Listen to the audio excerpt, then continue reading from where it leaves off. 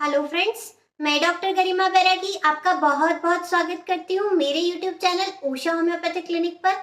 Friends, आज हम बात करेंगे वेरिकोस वेन के बारे में। वेरिकोस वेन ये वो कंडीशन है जिसमें हमारी वेन्स जो है उसमें स्वेलिंग आने लगती है, यानी वो फूलने लगती है, साथ ही उसमें ब्लड कलेक्ट होने लगता है। और ये कंडीशन मेनली हमारे लोअर लिम्ब यानी हमारे पैरों में होती है।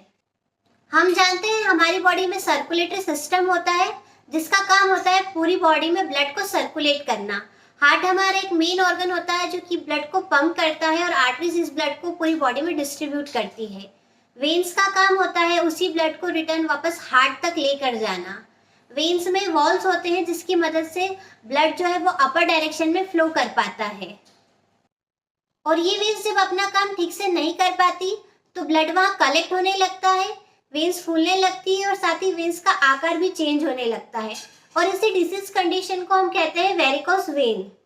वेरिकोस वेन होने के कुछ रिस्क फैक्टर होते हैं जैसे कि obesity, pregnancy, as.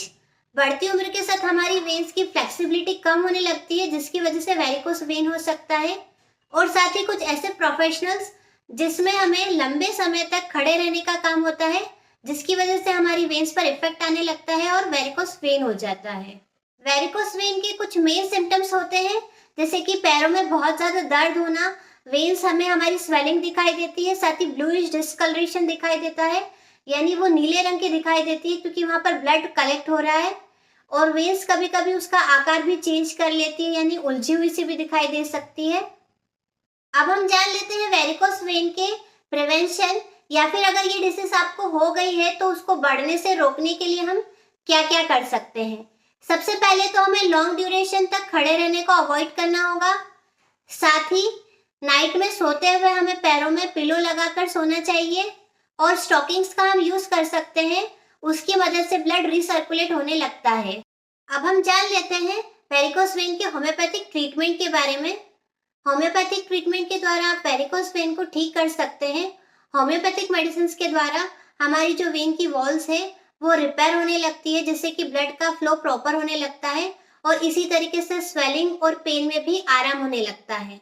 Homeopathic treatment के द्वारा आप इस तरीके से पूरी तरह से वेरिकोस वेन को ठीक कर सकते हैं।